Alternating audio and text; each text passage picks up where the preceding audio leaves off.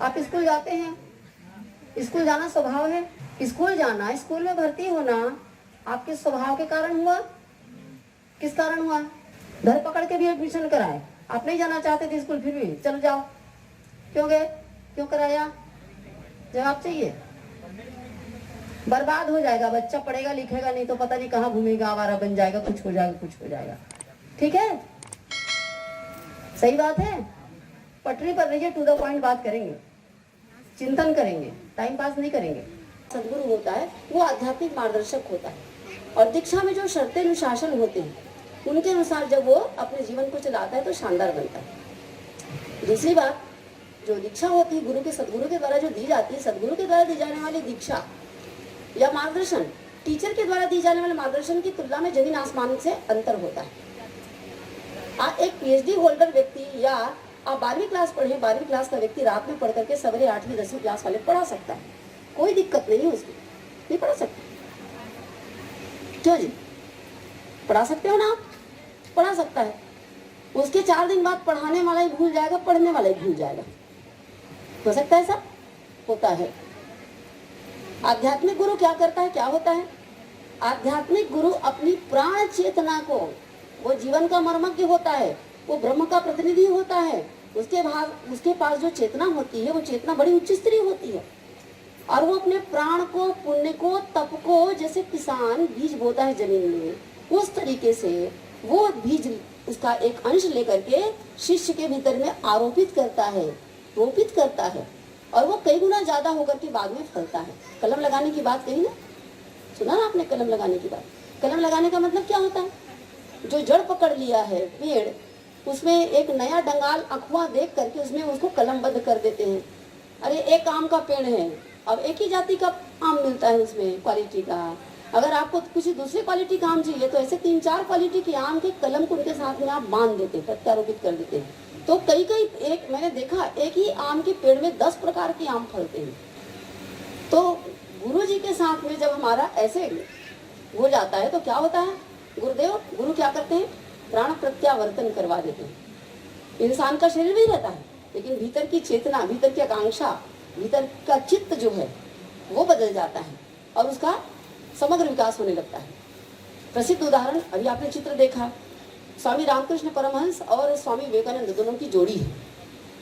स्वामी विवेकानंद नहीं थे, नरेंद्र नाम के बालक थे, सामान्य इंसान थे उस समय। बताते हैं वो तो नौकरी ढूंढ रहे थे, मारे फिर रहे थे।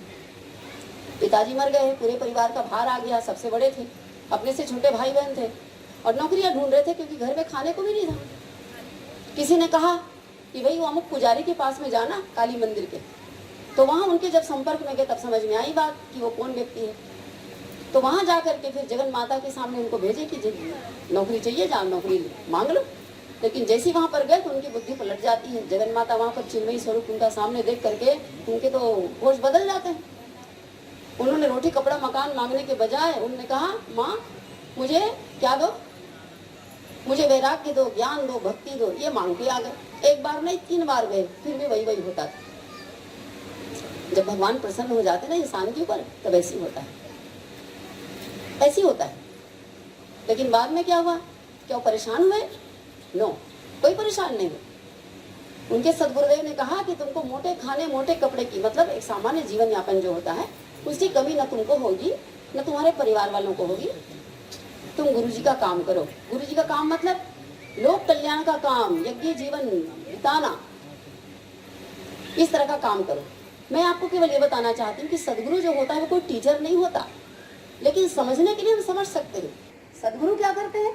हमारे उन पुराने कुछ संस्कारों और प्रारब्ध को हम पोटली बना करके दे देते हैं। सदगुरु जी आज से आप हमारे, हम आपके, कृपया हमारा मार्गदर्शन करें, हमारे जीवन को ऊंचा उठाएं।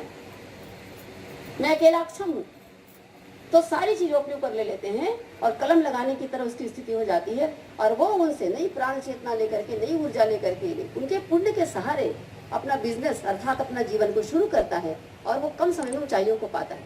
स्वामी विवेकानंद ऐसे ही बने, स्वामी दयानंद सरस्वती ऐसी बने बिरजानंद सरस्वती के साथ। चंद्रगुप्त चाणक्य की जोड़ी के बारे में आपने सुना होगा। चंद्रगुप्त चाणक्य कौन थे? गुरु शिष्य थे ना, वो ऐसे बने। समर्थ गुरु रामदास का नाम सुना है?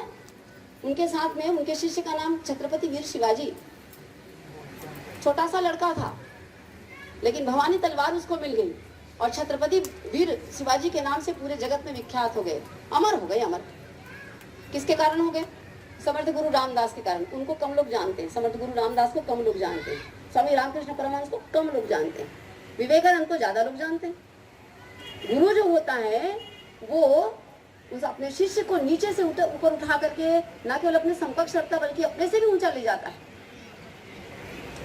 ये है दीक्षा और ये है गुरु तत्व की महिमा। और धन्य भाग उनके जिन्होंने अपने जीवन में गुरु तत्व को पाया, वर्ण किया। आप करोड़पति बनिए, करोड़पति, लखपति नहीं बनिए, करोड़ोपति बनिए आप। वैसे सदगुरु का पदार्पण जैसे ही होता है हमारे जीवन में, और वो जो प्रकाश, वो जो लाइट देता है, उसके आधार पर हमारी सारी पुरानी घटिया मान्यताएं और हमारे वो जो बोध की कमी होती है वो खत्म हो जाता है। वो हमें बोध करा देते हैं।